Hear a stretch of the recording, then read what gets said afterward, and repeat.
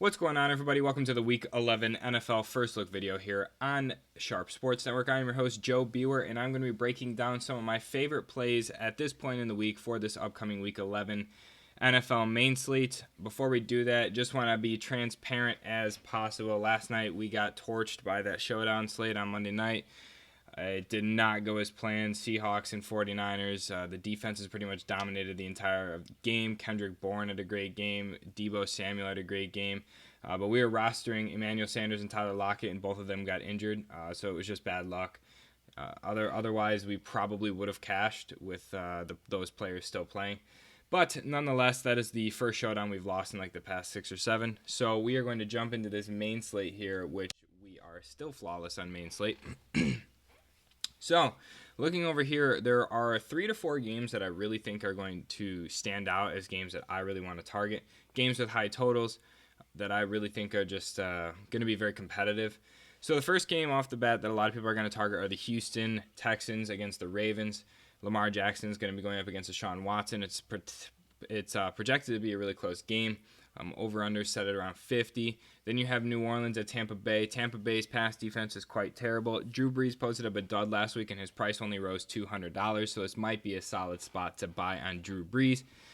Then you'll have the Dallas Cowboys at the Detroit Lions. This is a game that I really think is a very safe game to target. Dak Prescott's priced low. They're going up against a terrible defense, passing and rushing. So I think that Dak Prescott is a very, very solid play.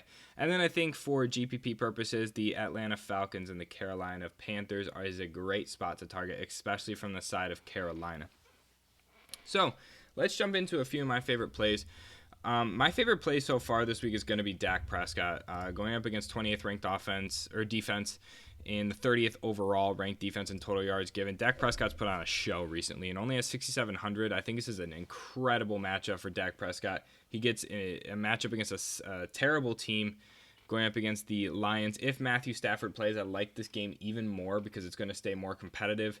If he doesn't play, this might have to be more of a GPP decision, but right now we don't know. As the injury report based on Matthew Stafford down below, he's considered day-to-day. I'm assuming he's probably going to play, which makes this game a smash spot for Dak Prescott because it's going to stay competitive, and I really think this is going to be a spot to target. Now, the most popular option is going to be Lamar Jackson this week. His price has risen so high, so it might be a little tough for us to pay up to Lamar Jackson. But I do like his counterpart, Deshaun Watson, quite a bit. I think he's going to be pretty popular this week as a pivot to Dak Prescott. But overall, my number one QB option this week has got to be Dak Prescott. I've been riding Dak Prescott all year in showdowns, season long, and DFS. I think he's an incredible spot here against the Detroit Lions. Now, going along with the Detroit Lions, Ezekiel Elliott draws an incredible matchup as well. He's going to be talked about heavily this week from a lot of people. I'm just going to brush up on him as well. I think people are going to buy low or are going to really fade because of what happened last week in Minnesota. But he gets an incredible matchup this week, and his price did rise $1,100. So he's not a fade for me. He's definitely a cash game play, 100%. But for me, I would rather buy low on my man Josh Jacobs here at 6,900, going up against a 32nd ranked defense that gave up so many rushing yards to Lamar Jackson last week, a few rushing touchdowns as well. They want to give Josh Jacobs the ball, and at a price tick of only $1,200 up from last week after he put on a monster performance at the Chargers and then the week before against Detroit, which is why a lot of people are looking at Ezekiel Elliott. I think that Josh Jacobs is going to be one of the locks for me on this slate. I think he makes a lot of sense in all formats here, and I think that he's going to be a very popular option. Moving down, I think a lot of people are going to pay for Leonard Fournette just because of the consistent volume he's going to get, but I think you can actually get a few better plays. Ronald Jones as well has been heating up, going up against the number 5 offense. He's got very heavily involved in the passing game through this week, so I think he makes a lot of sense at 5,200, only receiving a small uptick in price. Going lower here, you're really not going to find much. You're going to find Sony Michel down here going against the 4th-ranked defense. I have no interest really in any of these guys. Maybe Carlos Hyde. Kalen Ballage makes the most sense at 4.3K. That's probably the lowest I'm going to go. I think you're going to have to pay it for running back this week, and you're going to take your savings at wide receiver. So you're going to either be paying for Ezekiel Elliott, or you're going to be paying for somebody like Leonard Fournette. Just for the sake of this, I will put Ezekiel Elliott in there. So for me, I really, really want to. If I'm playing Ezekiel Elliott, I probably won't play any of these high-priced wide receivers. But if I'm not playing Zeke, my favorite receiver is Amari Cooper. I think this duo with Dak and Amari has been on fire. It has been a little hit or miss this year, but it has been on fire. He's getting the targets. It's going to be there. So I definitely think that these three, as of now, are a for sure core for me. I like them a lot. I can see a lot of people going Michael Thomas today, but this price jump of $1,600 is ridiculous. It is absolutely outrageous. I know the defense is 32nd ranked. I know that Drew Brees is going to be going Michael Thomas's way, but to be able to get to Michael Thomas is going to be tough. And if he doesn't put up 30 fantasy, your whole lineup is screwed because you just spent $10K when Christian McCaffrey is only $600 more. And Christian McCaffrey's been lighting it up every single week. So for me, the highest priced receiver I'm going to go this week is Amari Cooper. I think he makes the most sense. I think he has the most upside going up against a terrible secondary. It depends on who he draws coverage from, but I think that this is going to just be a smash spot. They haven't played Detroit yet this year, but he's played some tough defenses.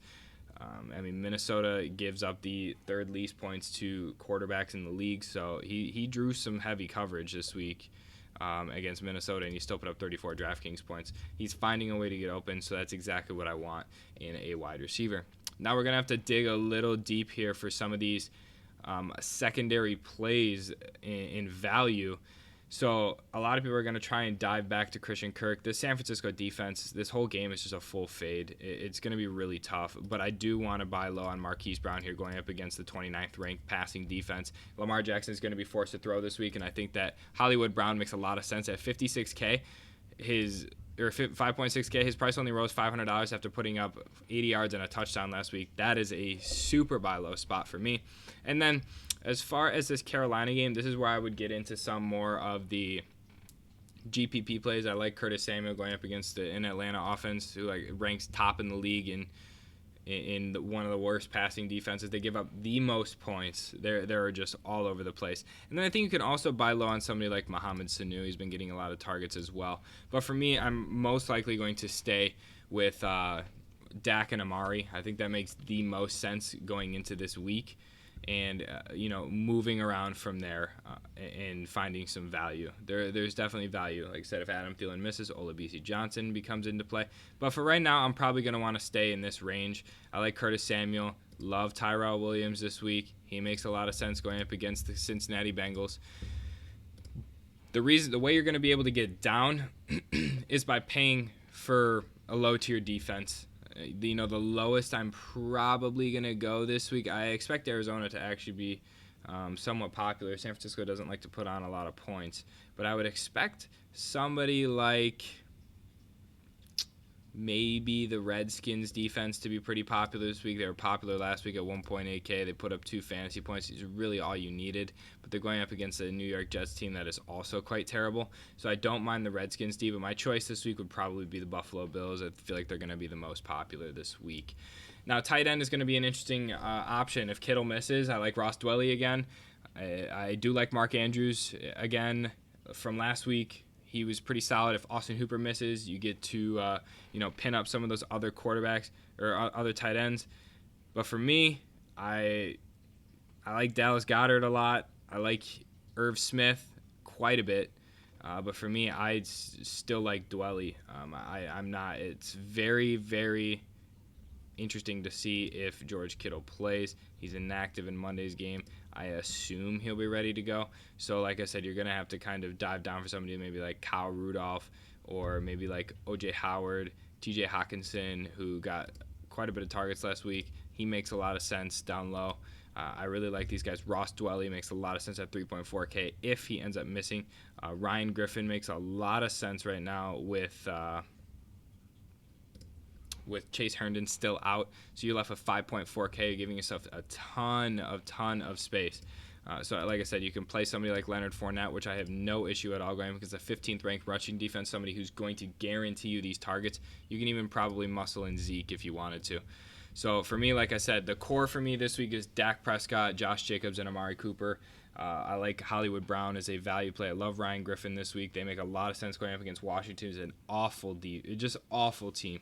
Like I said, the Jets defense is a little lower here at 3.1K. I don't mind them either when you're going up against Dwayne Haskins, who's going to be starting the rest of the year. So it's going to be a little tough to kind of get away from some of these guys.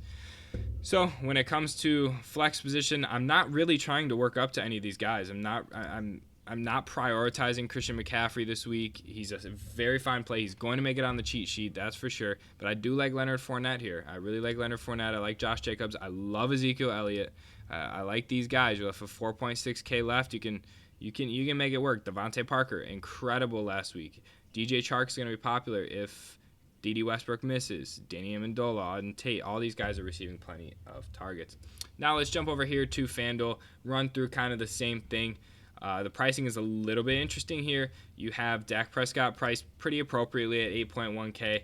Running back is where things get a little muddied, and it's a little concerning when Josh Jacobs is priced above Alvin Kamara this week. 8K for somebody like Josh Jacobs on FanDuel might not make that much sense. He's very expensive because Amari Cooper is also very expensive. This is going to make things very interesting for me, but the Jets defense creates some value, and so does Ryan Griffin. Ryan Griffin creates a very good amount of value here at 4.8K, so it leaves you with about 6K left. You can actually pay down. Leonard Fournette is priced so low over here at 7.2K. And then, like I said, some of these other receivers, all these guys are still up in the air. We're not sure what's going to come from these injuries. But you have some players that are just so cheap. Marquise Brown, 5.6K. You're going to end up being able to pay up for some of these higher tier receivers. DJ Moore makes a lot of sense today. Curtis Samuel is 6.3K. You can actually probably fit in somebody like Michael Thomas. You can fit in Michael Thomas here on FanDuel. You have 4.7K. It's not that tough to find somebody for 4.7K, especially a receiver. That makes a lot of sense. Somebody like Darius Geese, who's coming back this week, Trey Quinn, Laquan Treadwell. There are some players. I won't be prioritizing Michael Thomas, of course. Like I said, for receivers, I will probably pay down, actually, for somebody maybe like Julian Edelman going up against Philly. It makes a lot of sense at 6.3K. You're left with a flex, and you can get a very, very solid flex. Kenny Drake, do not like him at all this week. Curtis Samuel makes a lot of sense to build your lineup just like that. It's super easy over here on FanDuel to be able to fit in some of these high-priced guys. But like I said, I'm making Dak, Josh Jacobs, and Amari an absolute lock for me. Same over here on Fantasy Draft. You actually get a way better lineup here on Fantasy Draft. And while I'm building this lineup, if you're unaware, we are partnered with Fantasy Draft, so you can go ahead and sign up using the code in the description below is a link. Just follow it, deposit $10, send me a screenshot on Twitter, and you can go ahead and get our free NFL private content courtesy of Fantasy Draft. So we really appreciate that.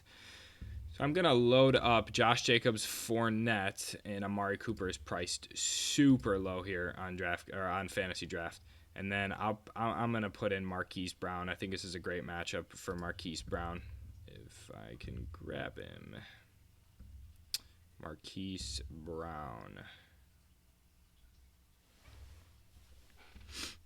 I'm going to throw in Marquise Brown here at 10-1, and then tight end I'm going to throw in Ross Dwelly's price super high, but I'm just going with Ryan Griffin as of now, and I think that you're going to really be able to buy low on Ryan Griffin this week without Chase Herndon, and we know that these guys like to go tight end. Jets love to throw to their tight end, and I also like the Jets defense this week. I think it's actually a buy low spot at 5.6K over here on Fantasy Draft. The Jets are probably going to be my favorite defense this week. And then you're left with 11K left. You could pay up for Michael Thomas. You could pay up on these two sites for Michael Thomas. You can pay up for somebody like Alvin Kamara, who's a check down back. You could pay up for somebody like Mark Andrews, who makes a lot of sense this week. Todd Gurley is going to be in a better matchup. There's a lot of plays. I like DJ Chark this week with Gardner Minshew. I love these guys. Devin Singletary against Miami still makes some sense. So there's a lot of guys that you can actually pay up for that is going to make a lot of sense in this lineup. So I don't mind, playing some of these higher priced guys when you can just, check down for some lower tier guys and, really boost your lineup over here on Fantasy Draft.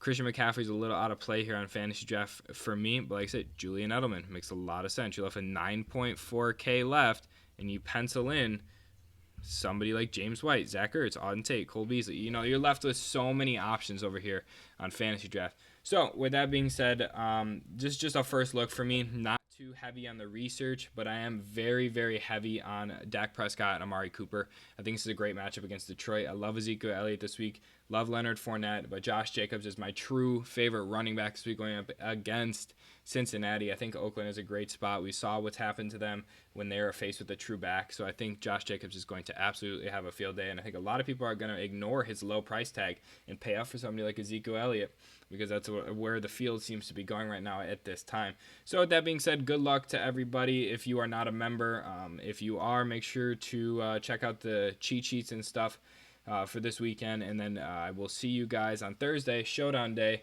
We're going to have the Browns going up against, who are they playing against? The Browns. Browns play the Steelers, and it's going to be a great game. We're going to absolutely destroy that Showdown slate. So stay tuned for that. And like I said, if you want to take advantage of this fantasy draft promo, do so as soon as possible. And I'll see you on Thursday for another breakdown here on Sharp Sports Network. Peace.